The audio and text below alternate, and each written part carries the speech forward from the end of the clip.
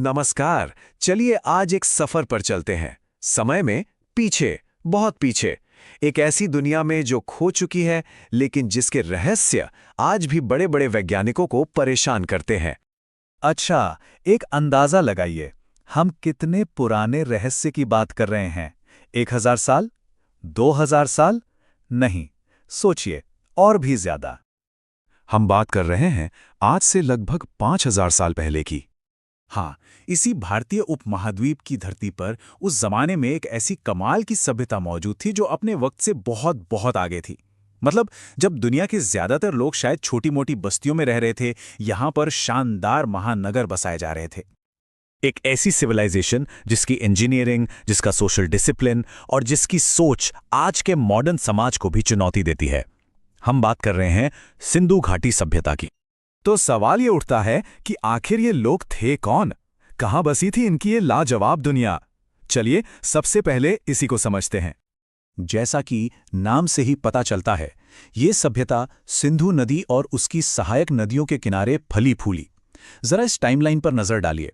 इसकी शुरुआत होती है करीब 3300 ईसा पूर्व में और अपने पीक पर, मतलब अपने सबसे सुनहरे दौर में, ये 2600 से 1900 ईसा पूर्व के बीच थी। अब जरा सोचिए, इसका मतलब क्या है? इसका मतलब यह है कि जिस वक्त मिस्र में पिरामिड बनाए जा रहे थे, ठीक उसी वक्त यहां भारत में पूरी तरह से डेवलप्ड शहर खड़े थे। कमाल है ना? और इस जबरदस्त सिविलाइजेशन की असली पहचान थे इसके शहर। हड़प्पा और मोहनजोदड़ो का नाम तो हम सबने सुना ही है ना? लेकिन इनके अलावा लोथल, धौलावीरा, राखीगढ़ी जैसे और भी कई बड़े सेंटर्स थे। और ये कोई छोटी मोटे गांव नहीं थे, ये अपने टाइम के मेगा सिटीज थे। तो अब आते हैं उस हिस्से पर जो सच में दिमाग घुमा देता है, और वो हैं इनके शहर। आप यकीन नहीं करेंगे कि ये कितने एडवांस्ड थे। इनकी अर्बन प्लानिंग, मतलब शहरों को बनाने का तरीका, आज भी इंजीनियर्स को हैरान कर देता है। सड़कें एकदम सीधी थी, एक दूसरे को 90 डिग्री के एंगल पर काटती हुई, जिसे हम ग्रिड पैटर्न कहते हैं। घर एक जैसी पक्की ईंटों के बने थे और सबसे कमाल की बात, सोचिए जरा, लगभग हर घर में अपना बाथरूम था। और इतना ही नहीं, सारे घर एक अंडरग्राउंड ड्रेनेज सिस्टम से जुड़े थे। दुनिया का सबसे पहला, सबसे पुराना प्रॉपर सीवेज सिस्टम। और ये बात बिल्कुल सही है। आज की टेक्नोलॉजी के साथ भी हमारे कई शहर इतने वेल प्लान नहीं होते। ये कोई मजाक नहीं है, सच में। सोचिए, बिना किसी कंप्यूटर, बिना किसी सैटेलाइट के इतनी परफेक्ट प्लानिंग करना, ये उनकी जबरदस्त इंजीनियरिंग और दूरदर्शिता का सबूत है। तो शहर तो कमाल के थे, लेकिन इन शहरों में रहने वाले लोग कैसे थे? क्या करते थे? कैसी थी उनकी रोज की जिंदगी? चलिए अब इसे थोड़ा करीब से देखते हैं।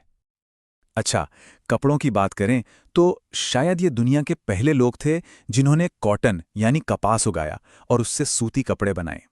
इनका समाज खेती पर टिका था। गेहूं, जौ, दालें ये सब उगाते थे।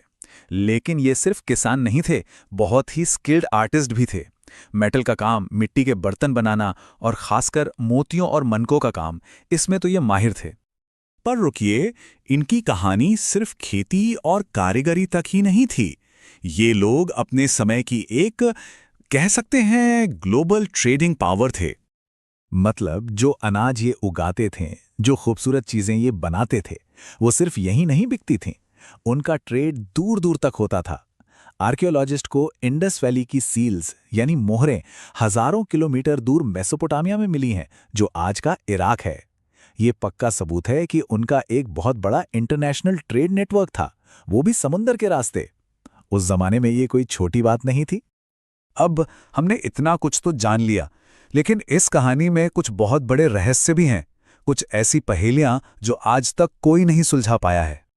और इन रहस्यों में सबसे बड़ा है इनकी लिखावट, इनकी स्क्रिप्ट। हाँ, इनकी अपनी एक लिखने की कला थी, लेकिन पिछले 100 सालों में दुनिया भर के एक्सपर्ट्स ने कोशिश कर ली, पर आज तक कोई भी इसे पढ़ नहीं पाया है। ये एक ऐसे कोड की तरह है जिसकी चाबी खो गई है, और जब तक ये कोड टूटता नहीं, इनकी असली कहानी शायद हमेशा एक राज ही रहेगी। और फिर आता है सबसे बड़ा सवाल, अगर ये सभ्यता इतनी एडवांस थी तो फिर खत्म कैसे हो गई?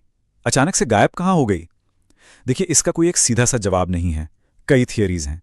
कुछ कहते हैं कि क्लाइमेट चेंज हुआ होगा, सूखा पड़ गया, या हो सकता है जिस सिंधु नदी के किनारे ये बसे थे उसी ने अपना रास्ता बदल लिया हो। भूकंप या किसी बाहरी हमले की बात भी की जाती है। सच क्या है ये पक्के तौर पर कोई नहीं जानता। तो ठीक है, ये सभ्यता तो वक्त के साथ कहीं खो गई, लेकिन क्या इसने हमारे लिए कुछ छोड़ा है? कोई लेगेसी, कोई ऐसी सीख जो आज भी हमारे काम आ सकती है? बिल्कुल। और इसकी सबसे बड़ी सीख शायद यही है कि एक महान समाज सिर्फ टेक्नोलॉजी या बड़ी बड़ी बिल्डिंग से नहीं बनता। वो बनता है सिस्टम से, डिसिप्लिन से, जैसा हमने उनकी प्लान्ड सड़कों में देखा। वो बनता है सफाई और सबकी सेहत की सोच से, जैसा हमने उनके कमाल के ड्रेनेज सिस्टम में देखा। उनकी अर्बन प्लानिंग, उनका वाटर मैनेजमेंट, ये सब आज भी कितना जरूरी है ना?